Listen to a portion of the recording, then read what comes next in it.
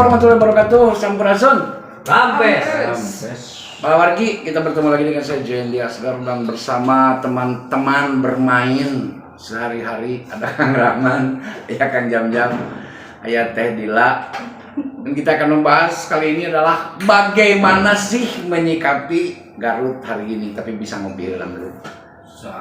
Kopi mana menta? Ini yang lagi tren nih, Bang Jo. Ya. Terkait peristiwa kemarin tuh guru honorer yang demo ya, sempat ricuh karena adanya statement dari Ketua DPRD. Coba kita sedikit membahas ya tentang masalah itu karena ini viral, ini nasional ini. Oh itu kok? Iya. Nah, menurut saya yang lebih kompeten karena ada mantan guru ya Kang Jam-Jam. Ya Kang Jam, sih sebenarnya gitu. Apa sih yang terjadi di Garut hari ini? Sementara Garut ricuh, ada demo guru honorer kemarin yang tidak sempat terakomodir. Terus ada pernyataan juga dari Ketua DPRD yang cenah mah sangat menyakiti perasaan hati guru. Jadi justru yang sekarang viral itu bukan soal masalah masalah permintaan penghidupan layaknya, tapi malah jadi statement Ketua DPRD yang ramai ini gitu. Ada lagi. Ya kan.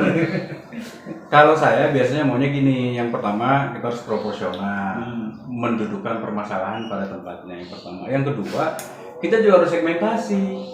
Jadi sebetulnya hari ini apa yang dipermasalahkan tadi? Apakah memang yang dipermasalahkan adalah statement Ketua DPRD-nya atau masalah pengangkatan ketiganya gurunya ini? Kalau yang dipermasalahkan adalah permasalahan statement Boy Sida selaku Ketua DPRD yang dianggap menyakiti dan merendahkan martabat para guru honorer. Nah ini kan kita juga harus sikapi bahwa itu bukan sebuah statement resmi. Kalau saya lihat kan itu kan cuma jadi gitu keluar spontan saja. Kan mah si ibu itu makan gitu tiba lagi anaknya gitu. Itu mah spontanitas. Dia tidak merencanakan untuk melakukan perbuatan itu, untuk mengungkapkan statement seperti itu, saya rasa. Dan itu pun juga kan bukan di dalam forum, bukan di dalam ruangan. Kalau tidak salah, kalau lihat videonya, kemudian juga tanggapan atau klarifikasi dari yang bersangkutan kan, kalau nggak salah dia bilang, dia tuh mau keluar dulu tuh. Mobil dianek-anek. Nah, mobil dihalang-halangi sama kan yang tadi kan. Katanya kan teman juga kan waktu itu kan katanya mau kabur dari kantor DPRD, tapi dihalang-halangi guru, akhirnya kan dipapah oleh ibu-ibu guru tuh. Digiring ke dalam. Nah kan kejadiannya kurang lebih kan sama persis nih, seperti itu. Jadi ketika itu mungkin Ibu Ketua DPRD karena sudah mewakilkan ke Pak Ayi selaku wakil ketua juga di DPRD kan kalau nggak salah, mewakilkan untuk menerima aspirasi guru-guru itu. Kemudian beliau ada keperluan dulu, mau keluar dihalang-halangi. Nah ungkapan seperti itu ya saya rasa ya wajar karena mungkin juga secara personal juga beliau merasa kesal juga kan, ada keperluan lain tapi tiba-tiba merasa dihalang-halangi. Kemudian kalau nggak salah itu pun juga kan merespon, ada salah seorang ibu guru yang bicara, ibu abdi mah yang ceri kan, ibu saya mah pengen nangis kan gitu. Nah beliau ini merespon atau menjawab, ya udah nangis sing saya, mangga nangis sing saya, ya udah silakan nangis yang bagus. Tapi lucu oke. Ya itu kan ya sama aja kayak, dan itu pun kan karena beliau juga merasakan ini mungkin tidak ada yang memvideokan, yang mendokumentasikan. Nah itu juga kan bukan di dalam forum resmi, bukan di dalam ruangan, bukan itu kan di attitude-nya seperti itu. Ya itu tuh kembali ke itu. Pernah tuh Sokyo lah Pak Jam-Jam selama jadi aktivis, Pak Rahman selama jadi nanti media, pernah tuh dalam demonstrasi gede komonya Bu Isida tampil. Ya nggak ada, nggak pernah diwakilkan lah ke Panan, ke Ayi. Nah kan, ya kalau ingat nggak 2019 juga ke Pan kan iya, pernah juga. Biasanya mau nggak ikut bisa. Tapi Pak Jam, kalau saya dari sisi media ini kan kemarin itu yang ini tuh masalah demo ya, demo tentang kesejahteraan buruh. Tapi kemudian yang viral itu justru pernyataan Ketua DPRD. Walaupun saya sendiri cross check ya, langsung ke Ketua Pagar pada saat itu. Karena kalau lihat dari video memang tidak jelas ya apa yang dinyatakan. Kalau tidak salah cuman tadi nangisnya sing saya gitu ya. Menangisnya itu sok sing saya nangisnya. Nah, ini justru yang ingin saya bahas itu kok kenapa yang viralnya justru itu kan gitu ya. Walaupun mungkin kalau saya sebagai ketua DPRD walaupun itu spontan mungkin akan berbeda kalau keluar bahasanya sing sabarnya. Wah, mungkin bakal beda ya. Bakal beda ya. Nggak akan jadi masalah. Nggak jadi masalah ya. Nggak akan jadi viral. Justru jadi cek nunggu teh jadi kanya kanya Nah, itu kan bahasa tidak sebenarnya nangisnya sebenarnya hanya mungkin karena momen atau mungkin bangsa kita baperan gitu ya. Bukan. Saya rasa itu respon yang spontan. Tadi yang saya bilang. emang dari kesel gitu. Ibu abi mah yang celik kan gitu. Ibu saya mah pengen nangis kata salah seorang demonstran kan bilangnya gitu. Ya mangga sing saya gitu kan. Ya mangga nangis itu sing saya. Ya silakan nangis yang bagus. Itu respon spontan saya rasa. Yang beliau juga tidak menyadari bahwa itu akan jadi permasalahan. Jadi saya rasa memang bukan unsur kesengajaan sih untuk mendiskreditkan gini. guru. Sebentar, Menunjukkan kan kalau bicara nangisnya sing saya, coba ada nggak nangis yang saya? ya, Ada nggak nangis yang saya? kayak gini, kalau menurut si anu nangis itu nya nama nate kalau nggak salah mau Puji dia sempat ditelepon kronologisnya itu seperti apa sih kamu yang menangis kan gitu. Abdi teh senang boga penyakit mah. Jeung ibu nak kadinya teh ibu nanti dalam keadaan setengah sakit. Karasa betul teh kan gitu nangis dah bakat nyeri kan gitu. Nangis itu karena sakit. Karena sakit mah karasa kan gitu. Nah kemudian mobil Bu Isida itu emang mau keluar hari itu, tapi udah tadi unek-unek sih. Jadi unek-unek hanya merasa terhalangi oleh para Ibu-ibu aksi unjuk rasa itu. Nah kemudian merenang timbullah kesel Bu Isida sebagai pejabat merasa dihalangan kan. Akhirnya keluar lagi dari mobil sambil punten cenah ulah di jalanan eta tuh kan gitu. Nangisnya tuh ibu sudah temen yang nangis memang sudah nangis kan gitu. Itu orang lain lagi yang sebetulnya yang ngomong seperti itu. Kalau itu mah nggak ngomong seperti bukan itu. yang bersangkutan Bukan itu. Iya. Tapi kemudian merenang yang pertama itu, yang kedua memang Isida terkenal dengan jutek ya. Namun kepentingan permanenan kan jutek kan gitu. Ini salah satu mungkin pembinaan dari Partai Golkar juga yang harus diperhatikan. Nah, datanglah keluarlah ucapan yang seperti itu. Soal tuh nangis sing saya gitu. Nah itu kan menurut adab seorang pemimpin itu kan tidak masuk praktis. Memang etikanya nggak bagus. Etikanya tidak masuk. Sehingga kemudian tidak dianggap menjadi. Tetapi kemudian sekarang jadi kan berubah, bergeser isu gitu. Enggak, ini kan iya tuh. Wah, ini. Jadi gitu. Jadi bergeser apa namanya? Dan yang dari tadinya guru itu teh unjuk rasa untuk kesejahteraan mereka. Dan kemudian setelah adanya pernyataan Isida itu kemudian jadi blunder lah, tertutup isu, dan hampir tertutup. Dan ini juga kan dilakukan oleh kawan-kawan media juga. Iya, memang. Sebenarnya kan. Ya, betul. Kalau sekarang kan ya kalau termutasinya isu perjuangan atau pergerakan Fagar ini menjadi tadi kan saya lihat tuh di berbagai media tuh katanya mau melaporkan ke Dewan Kehormatan di Golkar dan sebagainya. Itu silakan saja lah, itu hak daripada kawan-kawan Fagar. Hanya maksud saya jangan juga jadi termutasi pada akhirnya ke hal-hal yang sifatnya subjektif. Tetap dengan perjuangan. Ya, kalau saya rasa sih mempertahankan roadmap perjuangan dari Fagar ini untuk kesejahteraan guru yang memang dari awal ini yang digaungkan. Maka saya rasa lebih baik tetap fokus ke substansi. Substansinya adalah ingin mengangkat sisa dari yang 2.300 itu yang waktu itu disepakati untuk diangkat 2.000. Kalau ada beberapa versi kan, kalau Pak Sekda menyatakan bahwa guru honor yang akan diangkat untuk P3 itu 2.300. Kalau Fagar sendiri, saya lihat di berbagai media dari ketua Fagarnya menyatakan bahwa dari janji 2.000 yang akan diangkat baru 600, ada sisa 1.400-an gitu ya. Yang 1.400-an ini itu kan minta diangkat secara bersama-sama periodik kan, karena memang kemampuan keuangan APBD kita juga memang terbatas. Nah, sembari menunggu diangkat P3K, kalau nggak salah gitu kan, minta ada insentif atau gaji dari pemerintah yang layak. Karena kan hari ini kalau nggak salah kan katanya berbagai guru honor di daerah ini masih beragam. Ya. Ada yang masih menerima 150.000 per bulan dan lain sebagainya. Dulu bahkan saya menerima 1 bulan itu sesuai dengan jam mengajar. Saya waktu awal mengajar dulu di Kadungora itu dapat 30.000. Kalau SMP iya, kalau SMP iya dihitungnya kan Per jam, ya? per jam. Beban mengajar. Nah, Tapi per jam. memang jadi Kalau menarik SD ini enggak.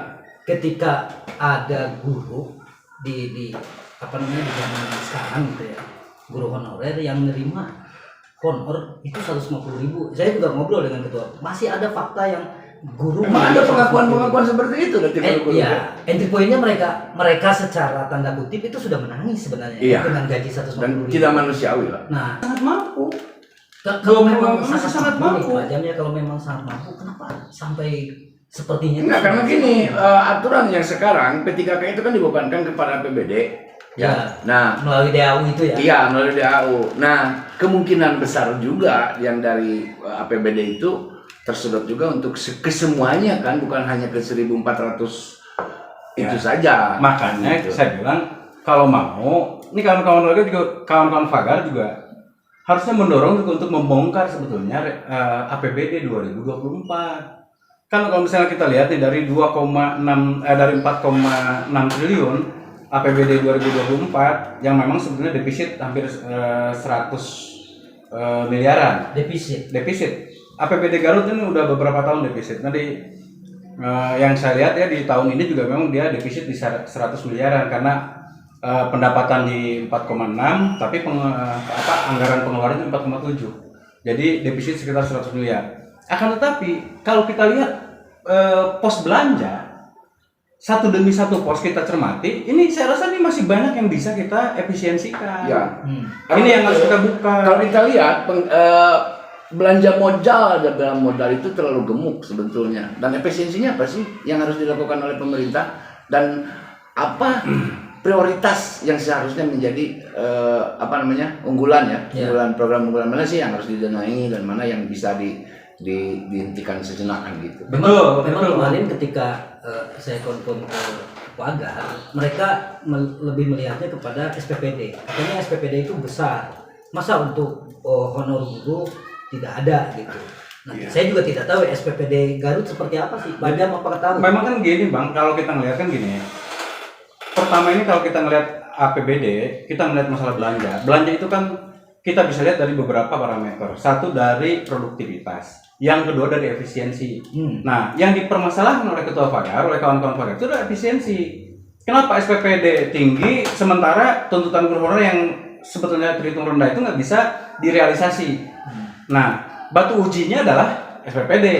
Kalau saya melihat bukan cuma di efisiensi, tapi kita juga bicara di produktivitas. Contoh begini, sekarang ada belanja hibah nih, yang untuk tahun 2024 ini berkisar di 483 miliar.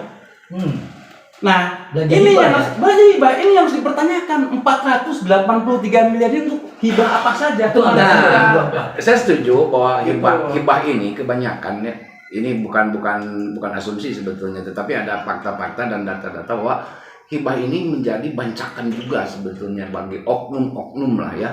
Kita harus terbuka dan jujur di sini. Mereka bisa nggak jujur? Kan itu belum tentu juga kan gitu. Tapi ada banyak faktor yang memperlihatkan bahwa memang terjadi seperti itu di hibah ini. Nah, ini yang harus kita challenge ke pemerintah Kabupaten Garut, baik eksekutif maupun legislatif. Tolong dibuka. 483 miliar itu untuk tahun anggaran 2024 ini untuk siapa saja? Peruntukan mana saja? Hampir setengah triliun itu ya. Setengah triliun lah. Iya.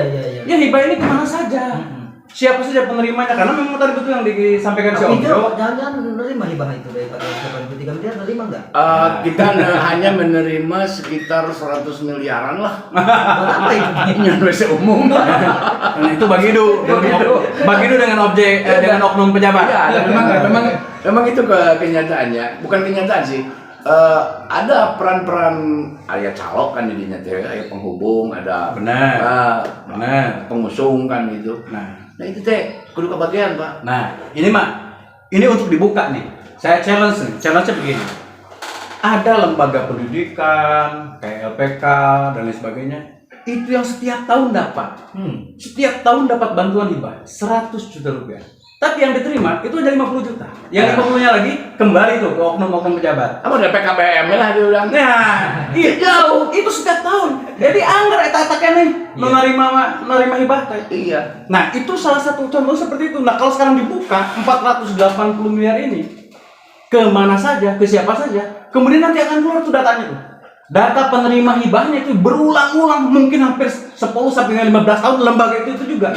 Jadi postur APBD Garut ini kalau sepertinya efisiensinya benar, penggunaannya benar, gitu, Iya. tidak harus menangis kan? Tidak harus menangis lah. Betul. Sekarang tadi yang saya bilang, Saya yakin sejahtera. tuntutan buruh ini hanya sekitar 24 sampai 25 miliar untuk tahun 2024 untuk tadi menggaji, menginsentif secara normal, secara layak 1,5 juta rupiah per kepala per guru. Masuk akal. Itu hanya 25 miliar. 20 miliar. Itu bukan nilai yang fantastis kalau misalnya dibandingkan dengan tadi salah satu pos belanjanya adalah belanja hibah. Belum lagi dari tadi belanja barang dan jasa sekarang mencapai 980 miliar rupiah, hampir 1 T.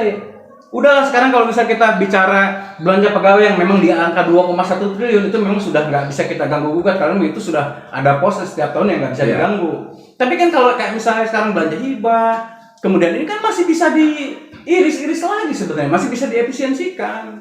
Nah justru ini kembali lagi ke ke sikap atau ada nggak sih niat pemerintah kabupaten ini untuk merealisasikan hal tersebut, untuk mengefisiensikan pengeluaran belanja modal, belanja barang kan gitunya. Tetapi lebih melihat ke sisi humanitis bahwa masih banyak nih para pekerja termasuk mungkin pekerja non formal, pekerja seperti guru honorer juga yang harus diperhatikan. Betul. Bukan honorer di negeri saja, di swasta juga kan seperti itu. Nah karena itulah kita mungkin sebagai aktivis juga sebagai media di sini harus mempunyai kepekaan yang kuat terhadap masalah ini. Nah maka kalau misalnya kita bicara dengan data ya, saya kan hampir setiap tahun saya mempelajari laporan hasil pemeriksaan BPK RI, LHP BPK. Nah di LHP BPK ini memang banyak hal yang memang sifatnya belum produktif juga belum efisien. Contoh gini. Itu tiap tahun. Sekarang gini. Hari apa Hotel Harmoni libur dari kegiatan Pemda? Rapat apa segala macam satu itu. Itu kan bicara efisiensi. Sementara art center kosong. Kenapa nggak pakai art center untuk lokasi rapat dan sebagainya? Malah Untuk sekarang alasan apa? Nah kayak gitu. Kemudian sekarang ada satu dinas nih. Saya dapat dari LHP yang belanja kertas melebihi tukang fotokopian, yang belanja galon melebihi tukang isi ulang galon. Belanja galon itu hasil pemeriksaan BPK RI dan ini bisa dipertanggungjawabkan. Ini kan aneh gitu. Kenapa sih harus hal seperti ini yang muncul? Nah itu salah satu yang tadi saya bilang bahwa APBD Garut juga ini masih belum efisien. Di samping belum produktif, belum tepat sasaran. Saya rasa kemudian skala prioritasnya juga aneh buat saya karena tadi ada belanja hibah 480 miliar yang kita nggak tahu dan kita juga ada indikasi-indikasi ini penyelewengan, ada indikasi-indikasi ini adalah topengan dan lain sebagainya. Dan yang paling mengerikan adalah perjalanan dinas. Perjalanan dinas sekarang berapa? Gede. Perjalanan dinas anggota dewan, perjalanan dinas SKPD, sok hitung lah. Nah itu juga harus menjadi prioritas dan perhatian utama kan gitu. Jadi gini di Garut ini berbicara tentang postur APBD ya. Memang kan kamu jarang sekali, hampir jarang deh. Emang enggak. Yang membahas tentang APBD karena akses ke sananya itu terbatas, Pak. Itu. Sok tinggalin lah. Itu yang bikin kita menangis tuh, Nah, gini. akses terhadap APBD itu sulit itu. Karena memang sengaja ditutup. Waktu zaman Pak Rudi, beliau mempersilahkan bahwa apapun LHKP atau apapun itu tinggal muka cenelah kan gitunya. Gimana muka? Nah, dina naon ngaranna teh? JDIH. Tetapi geus diklik JDIH error. Dan yang ini yang perlu diketahui oleh semua Penjabarannya itu yang tidak pernah yang ada. diupload di dalam sistem informasi dari pemerintah Kabupaten Garut itu hanya ikhtisar. Iya, ikhtisar aja betul. Ikhtisarnya. Jadi kalau cuma ikhtisarnya semua orang juga bisa akses. Ya. Yang kita perlu kata detailnya. Detail. Yang kita bisa Iya, bilang. penjabaran ya. Coba penjabaran sekarang saya challenge kayak gini misalnya. Mau nggak dinas A atau dinas B memberikan dokumen pelaksanaan anggaran DPA? Di situ kan detail tuh. Dari mulai seluruh pengadaan ada di situ, seluruh kebutuhan termasuk gaji dan sebagainya itu ada tuh di dalam DPA.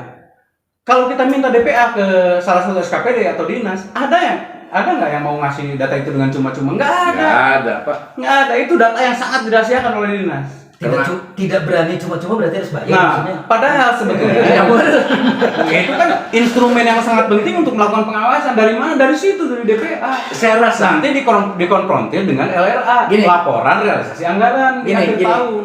Kebocoran DPA itu biasanya terjadi dari orang sakit hati, Pak. Baru keluar. Bocorkeun. Dibocorkeun. Awurkeun nggak bodak. Sepanjang itu aman-aman saja, orang itu kebahagiaan ya. Jempling kan gitu. Iya. Sok, kurang sih dibuktikan. Jadi Iya. kalau faktanya begitu, jangan-jangan DPA bahasanya jadi dana pembagian aing. Jadi namanya ngaranna teh memang miris sekali Kalau ya. aing kebagian dibocorkeun kan gitu. Di satu sisi pejabat-pejabat Garut makmur ya nepikeun ka aya nu bisa di Garut mah anehna teh geus pangsiun wae bisa ngeukeuk aset Pemda. Oh, aset yang nggak masih Luar biasa itu luar biasa. Masih loba kan gitu. Nah, Yang ini kemarin apa? mantan Kadis Ela kemarin Ah, yang tahu. baru mengembalikan aset itu berapa buah mobil terus motor Satu Innova, 2 motor, satu ekskavator kalau nggak salah ekskavator, 1 bus raruksa kabeh gitu.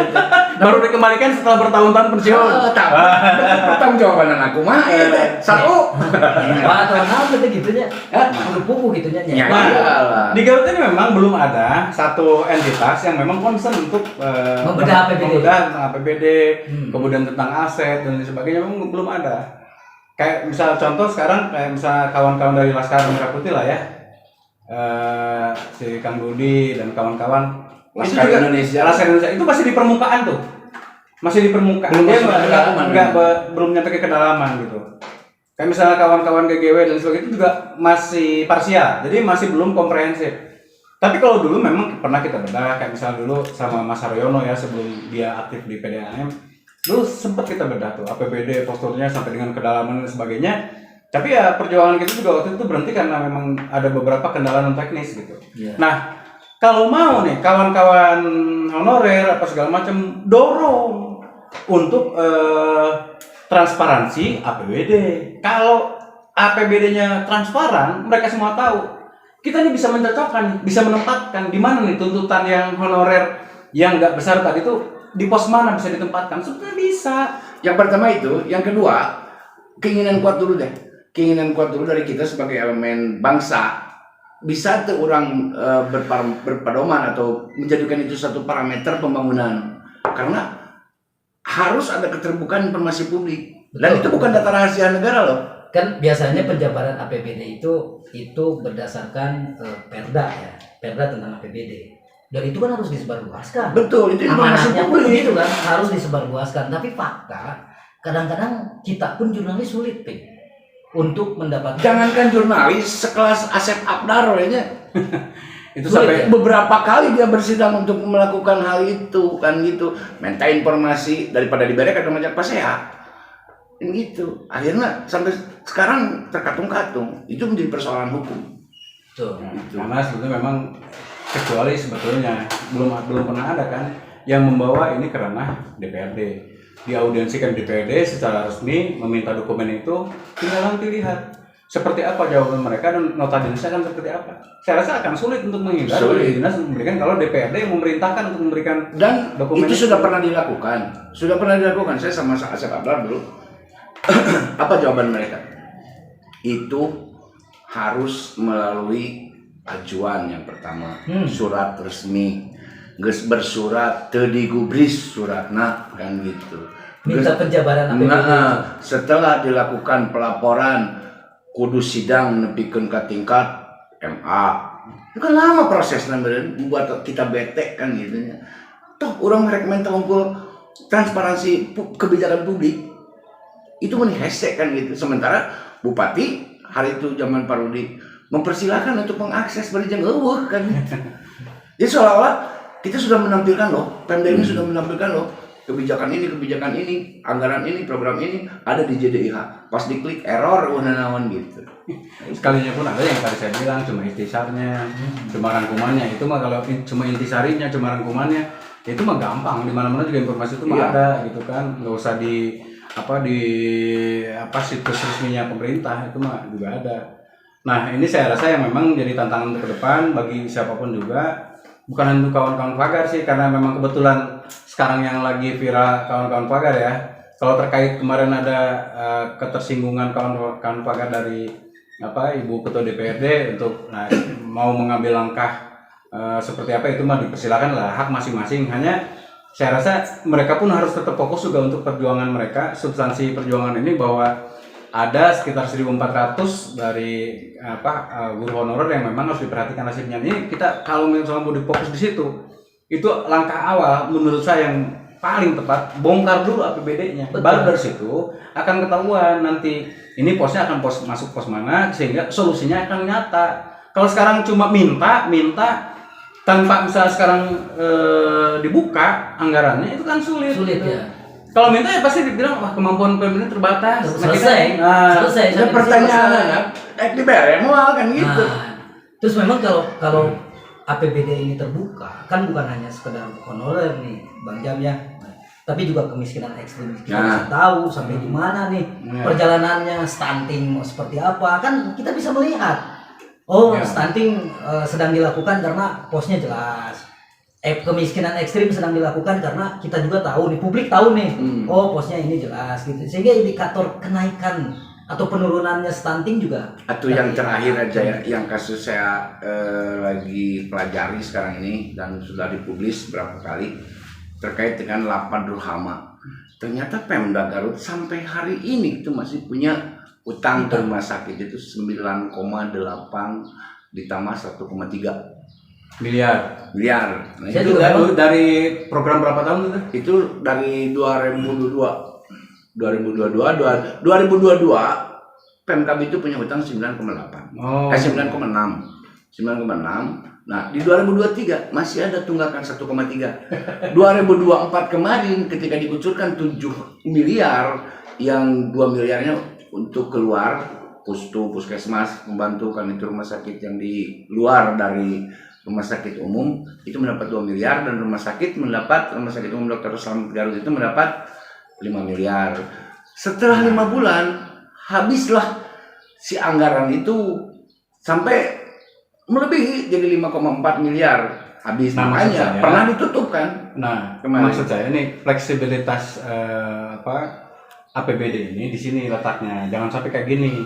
Ini kan ada ironi ini. Ironinya Lapan Ruhama tadi punya utang ke RSUD Dr. Slamet sebesar sekian miliar, akan tapi hampir setiap SKPD di akhir tahun piknik menghabiskan sisa anggaran. Ini kan aneh. Kaetan bingungnya kan bingung kan. Nah, karena memang kalau di sistem APBD itu kan itu ngelok, dia ngunci ketika sudah ditentukan posnya, itu seakan-akan tidak bisa diubah di tengah perjalanan.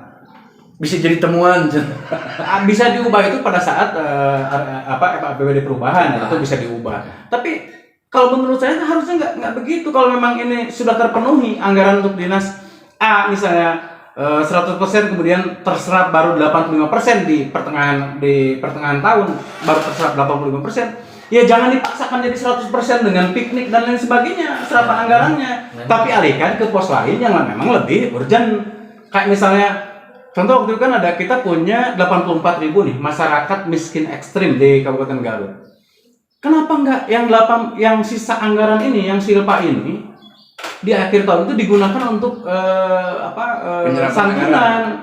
santunan untuk 84.000. Bukan untuk piknik gitu. Sekarang malah yang kalau saya nggak salah waktu itu ada anggaran berapa miliar ya? Itu malah habis untuk studi banding, rapat-rapat bahas tentang kemiskinan ekstrim. Sementara masyarakat miskin ekstrim sendiri nggak dapat bantuan spesial pun, itu kan aneh. Alasannya apa katanya? Alasan dari pemerintah Kabupaten Garut waktu itu melalui bupati, karena kan bantuan untuk mereka langsung dari APBN.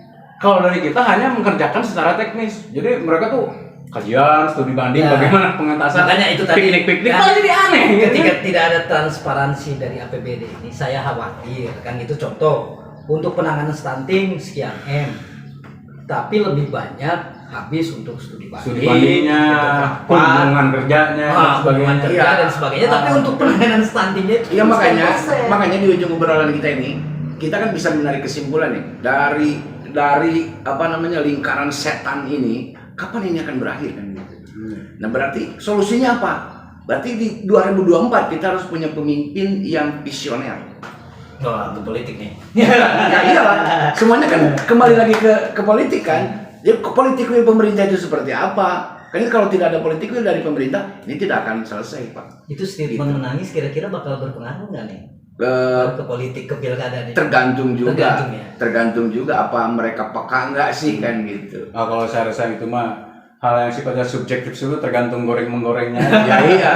Jadi pandaian menggoreng dari pihak-pihak yang berkepentingan. Saya rasa kalau kita mau secara objektif Menilai. jadi menghitung ke depan ini tadi saya setuju dengan apa yang disampaikan oleh Apujo bahwa karena sebentar lagi perhelatan politik untuk di Garut ini juga akan digelar, kita juga harus pandai-pandai menghitung mana kira-kira calon pemimpin Garut yang memang visioner, kemudian dia memiliki visi yang jelas, ya juga memiliki integritas yang jelas memang untuk bisa mengangkat derajat kehidupan masyarakat Garut. Nah saya agak ini punten saya bilang saya bukan menjelekkan yang sudah-sudah, akan tetapi saya sedikit pesimis dengan politisi existing.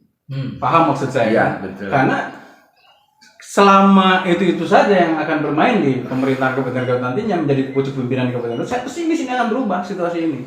Harus ada orang yang betul-betul baru, fresh, punya integritas. Baru akan segala sesuatu bisa dimulai lagi dari nol. Iya. Kalau kolaborasi existing dan yang press gimana? Saya yakin existing sekarang mah udah jadul. Enggak, kolaborasi ada existing dengan itu mah press, tuh gitu.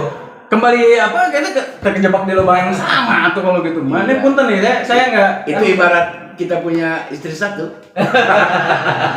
terjebak di lubang yang sama.